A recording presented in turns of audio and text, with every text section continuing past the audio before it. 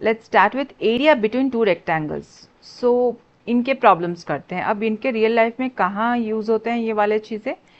मान लो एक पार्क है, उसके आउटसाइड पे एक पाथ है जहाँ पर लोग साइकिलिंग या फिर वॉकिंग करते हैं। तो उसके लिए, उसको कंस्ट्रक्ट करने के लिए, उसको ग्रेवलिंग करने के लिए, या तो फिर जो इनसाइड का रेक्टेंगल है वहाँ लॉन बिछाना है, ग्रास बिछाना है, उसको लेवल करके ग्रास बिठाना है, तो वहाँ पर वो जो कॉस्ट है वो कैसे कैलकुलेट होगा without knowing the area of that path और area of the inner rectangle जहाँ पे हमें ग्रास डालना है, उसे एक लॉन बनाना है। तो वहाँ पर एरिया बिटवीन टू रेक्टेंगल्स, ऐसे वाले रियल लाइफ प्रॉब्लम्स में ये चीज़ें यूज होती हैं। So let's try to solve first question. So first question जो है वो है yes, a rectangular plot of land measures 95 meter by 72 meter. Okay, inside the plot a path of uniform width of 3.5 meter is to be constructed all around. तो path के all around जो है एक uniform width का जो है park के all around एक पाथ बनाना है फॉर वॉकिंग और for cycling, for whatever reason. The rest of the plot, मतलब ये जो इनसाइड है, ये इनसाइड वाला एरिया जहाँ पर हमने जिगजैग लाइंस ड्रॉ कर रहे हैं, स्लैंटिंग लाइंस ड्रॉ कर रखे हैं, that has to be laid with the grass. Now find the total expenses involved in constructing the path at rupees 80 per square meter and laying the grass at rupees 40 per square meter.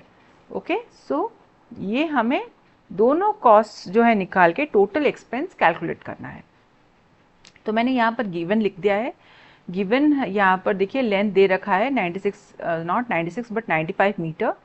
ये change कर लेते हैं, यहाँ पर 95 metre is the length of the outer rectangle, 72 meter is the breadth of the outer rectangle, and जो 3.5 metre uniform width का एक path बनाना है ऑल अराउंड, उसका हमें कॉस्ट ऑफ कंस्ट्रक्टिंग दैट निकालना है, प्लस इनसाइड रेक्टेंगल में हमें ग्रास डालना है, उसका भी जो कॉस्ट है वो डालना है। और दोनों का रेट दे रखा है, यहाँ पर मैंने गिवन में लिख लिया है। Rate of constructing the path is rupees 80 per square metre, rate of laying grass is rupees 40 per metre square.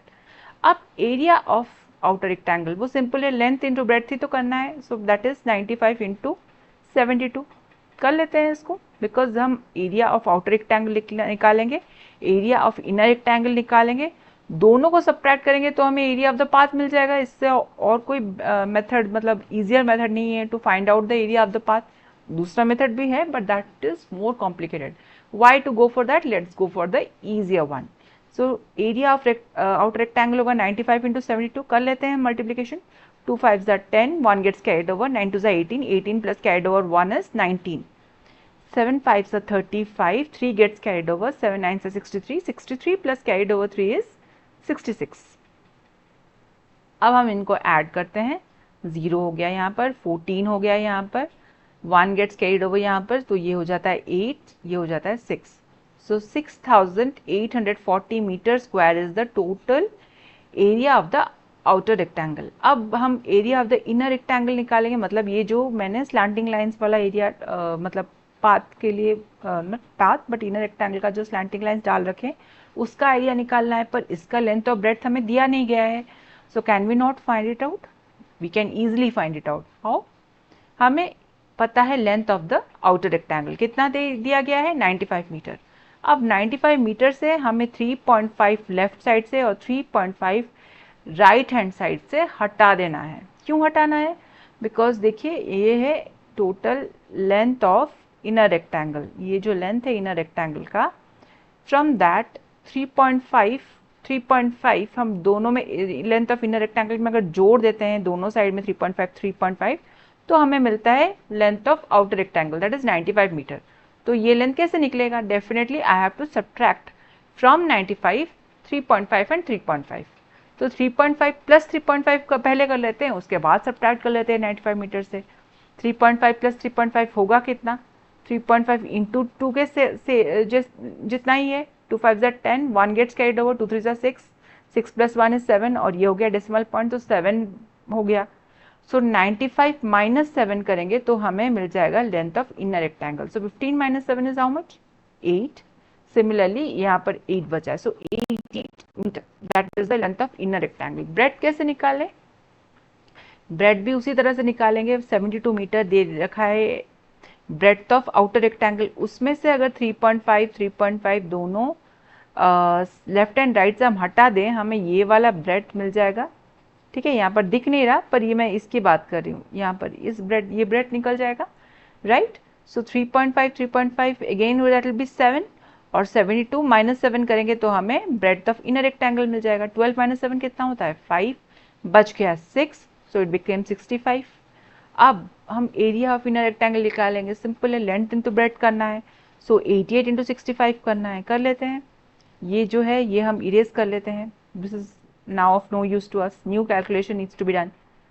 सो 88 × 65 करेंगे, so that will be 8 5 = 40, 4 gets carried over, 8 5 = 40, 440 हो गया, 6 8 = 48, 4 गेट्स कैरिड ओवर, 6 6 = 48, 48 + 4 हो गया 52, सो 0 ऐड कर लेते हैं 12, 1 गेट्स कैरिड ओवर, ये हो गया 7 5 7 2 0। हमें एरिया ऑफ इनर रेक्टेंगल में मिल गया। अब एरिया ऑफ द पाथ निकल जाएगा easily, area of path will be equal to area of outer rectangle minus area of inner rectangle, outer minus area of inner, यही करना है हमें।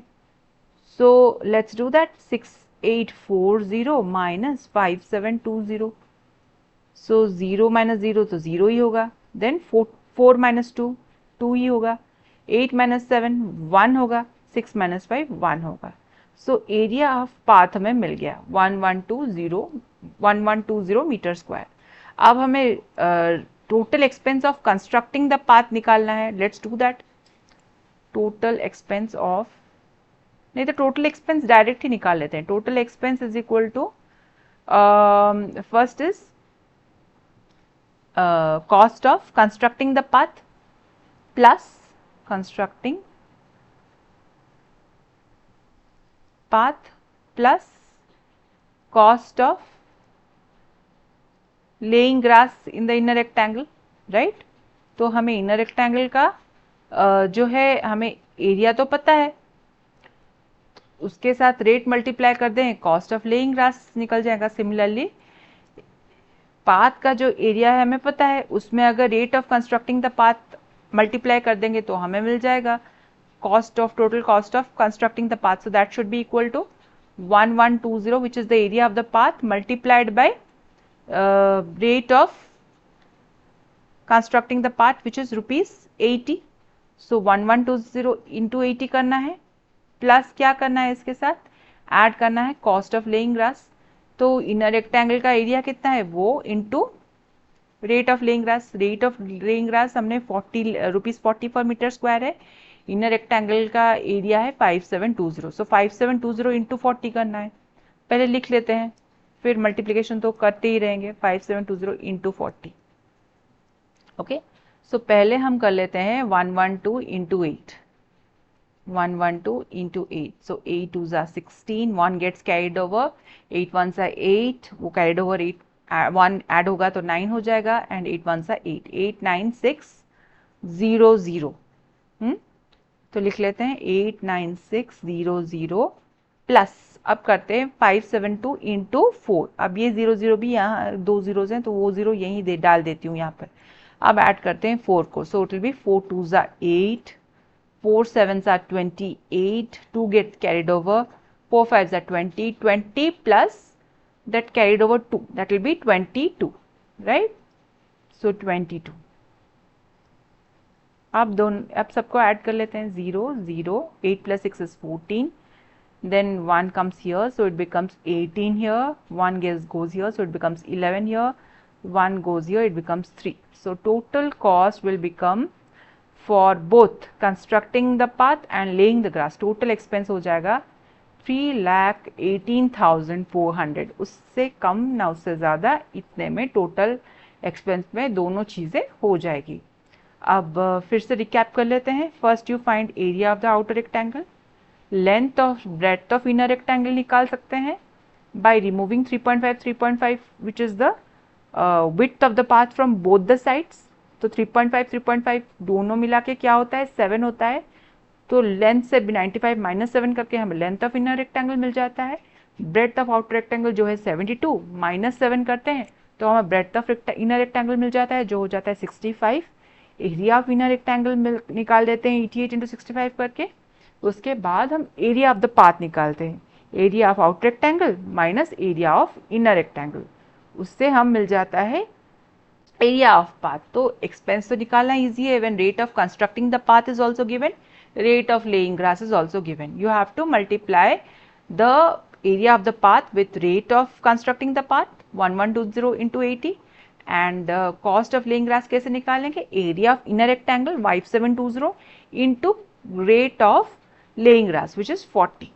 दोनों को ऐड कर लेने से हमें मिल जाता है total expense which is 3,18,400. If you are watching my videos and learning maths along with me, then please do also consider liking, sharing and subscribing to my channel Sri Siddhi Academics. Let's do this question. The length and breadth of a rectangular park are in the ratio 5:2. A 2.5 meter wide path running all around the outside of the park has an area of 305 square meter and we have to find the dimensions of the park. तो length and breadth of the rectangular park दे दिया गया है 5x 2x। तो मुझे यह question उठता है कि मैं जो 5:2 रेशियो से 5x लेंथ ले सकती हूँ, ब्रेड्थ 2x ले सकती हूँ। तो मैं ये वाला 5x लूँ, ये वाला length you can see I have marked it, और द इनसाइड रेक्टेंगल वाला ये वाला 5x है। कौन सा 5x है that will determine if I am able to answer it correctly और रॉन्ग। सी यहाँ पर उसने कहा है 2.5, क्वेश्चन ने कहा है 2.5 metre wide path is running all around the outside of the park, right?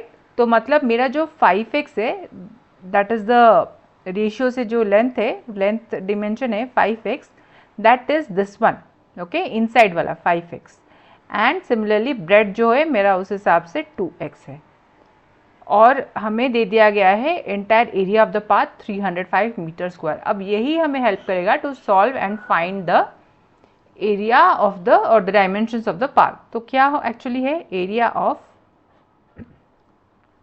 Outer rectangle, rect करके छोड़ देती हूँ, minus area of inner rectangle, that is actually how much, that is actually equal to 305 metre square, यही हमें given है। तो outer rectangle का क्या होगा डायमेंशन, पहले वो समझ ले, उसका लेंथ कितना होगा, लेंथ ऑफ आउटर रेक्टेंगल वो कितना होगा, लेंथ होगा, देखो यहाँ पर 5x है इनर रेक्टेंगल का लेंथ, तो 2.5 दोनों, अगर हम दोनों साइड में, इस साइड पे 2.5 और राइट हैंड साइड पे और लेफ्ट हैंड साइड पे 2.5 अगर ऐड कर दे इस 5x को, तो अब वो बन जाएगा टोटल लेंथ, ये वाला total length of the outside rectangle. तो क्या होगा 5x प्लस 2.5 एंड अनदर 2.5, तो 2.5 ऐड करने से कितना होता है 5 होता है, so 5x plus 5। Similarly breadth of outer rectangle भी कितना बन जाएगा, that will be equal to 2x plus 2.5, यहाँ भी तो 2.5, the width of the path is uniform throughout the path. तो फिर यहाँ पर भी 2x के साथ अगर मैं 2.5 ऐड कर दूंगी तो मुझे ये एंटायर ब्रेड्थ जो मैं अभी मार्क करके दिखा रही हूँ एरो लाइन के साथ, वो बन जाएगा, राइट, ये वाला हिस्सा बन जाएगा उसका।